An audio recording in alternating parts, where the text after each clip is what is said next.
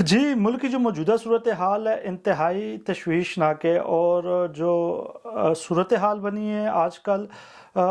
وہ کوئی ایک دن یا کوئی ایک مہینہ یا کوئی ایک سال کی وجہ سے نہیں ہے، بلکہ پچھلے کئی دہائیوں کی پالیسیوں کے نتیجے میں اب ہم ایک ایسے موڑ پہ آ کھڑے ہوئے ہیں کہ جہاں سے ملک کے لیے نکلنا بہت اہم ہے۔ ہمارے بہت سے دوست جو ہے وہ بات تو کرتے ہیں کہ ملک کی حالات خراب ہیں، آگے یہ ہونے والا ہے، لیکن جو موجودہ خرابی کی جو ذمہ دار ہے، اس کے جو وجوہات ہے، اس کے حوالے سے بات نہیں کی جاتی۔ زیادہ تر ہمارے دوست فوجی اسٹیبلشمنٹ پہ جو ہے وہ بھی بات کرتے ہیں کہ چونکہ ان کے پاس اقتدار بھی ہے، اختیارات بھی ہے، طاقت بھی ہے، اور وہی سیاسی جماعتیں بناتے ہیں، حکومتیں بناتے ہیں اور حکومتوں کو توڑتے ہیں، تو اس وجہ سے جو بڑی ذمہ داری ہے کسی حد تک وہ فوجی حکمرانوں کی یا اسٹیبلشمنٹ کی ہے۔ لیکن ہم ایک چیز کو بھول جاتے ہیں کہ جو بھی معاملات چل رہے ہوتے ہیں، فوج تب تک کچھ نہیں کر سکتی جب تک سیاسی جماعتیں ان کو کندھا فراہم نہ کرے۔ ماضی میں اگر ہم پچھلے کچھ دہائیوں سے دیکھیں تو پیپل پارٹی کے کو کارنر کرنے کے لیے نواز شریف کو لانچ کیا گیا تھا، پھر نواز شریف کو ہٹانے کے لیے عمران خان کو آگے لایا گیا اور دھرنے کروائے گئے ملک میں، جس کے وجہ سے آج بھی ہم بھگت رہے ہیں۔ ملک کی معیشت کی جو صورتحال ہے، وہ جو 2017 کے جو دھرنے شروع ہوئے تھے، اس کے بعد جو خراب ہونے شروع ہوئے، ابھی تک وہ سنبھل نہیں رہی۔ پھر جب عمران خان لایا گیا، وہ بہت ناز اور لاڈ سے لایا گیا تھا، 10-20 سال اس پہ محنت کی گئی تھی، لیکن وہ ڈلیور کچھ نہیں کر سکا، اور پھر اس کو ہٹانے کے لیے تمام سیاسی جماعتوں کو متحد کر کے پی ڈی ایم بنائی گئی، اور اب پی ڈی ایم برسر اقتدار ہے۔ حالات جس رخ کی طرف جا رہے ہیں وہ ہم سب کو نظر آ رہا ہے،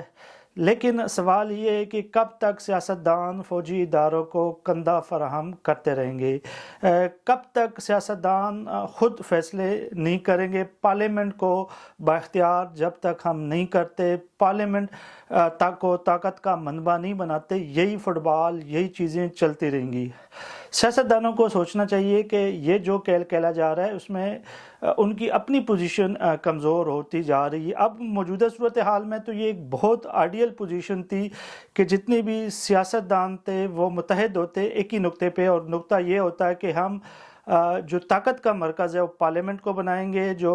فوج کا جو سیاسی کردار ہے اس کے خاتمے کے لیے متفق ہوں گے۔ سیاسی جماعتوں کی آپس میں اختلاف ہوتے رہتے ہیں، اور اس اختلاف کو نظر انداز کر کے جو بھی اختلافات ہوں گے وہ سیاسی طور پہ حل کریں، اور وہ کوئی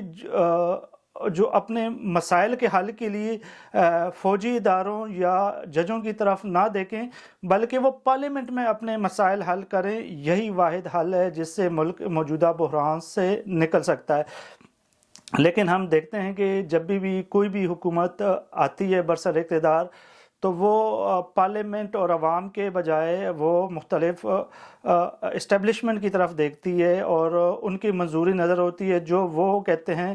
تو وہ وہی بیانات بھی دیتے ہیں اور وہی بل بھی پاس کرواتے ہیں، جبکہ عوامی مفاد کی چیزوں کو نظر انداز کر دیا جاتا ہے۔ لیکن یہی حکومتیں جب اپوزیشن میں ہوتی ہے تو پھر ان کو انقلاب بھی یاد آ جاتا ہے، اینٹی اسٹیبلشمنٹ کے بیانی بھی ان کو یاد آ جاتے ہیں، لیکن جب یہ حکومت میں ہوتے ہیں تو یہ چیزیں بھول جاتے ہیں۔ اور یہی وجہ ہے کہ جب سیاستدان پارلیمنٹ کو بااختیار نہیں کرتے تو دوسرے لوگ پھر طاقت حاصل کر لیتے ہیں۔ آج ہم دیکھ رہے ہیں کہ عدالتوں کے جو جج ہیں، جس طرح وہ فیصلے کر رہے ہیں، وہ اس کی بنیادی وجہ یہی ہے کہ سیاستدانوں نے ان کو سپیس دے دی ہے اور جگہ دے دی ہے، اور سارے جو اپنے فیصلے ہیں ان کے پاس لے گئے ہیں۔ تو اب سیاستدانوں نے اپنے ہاتھ کاٹ دیے ہیں، اور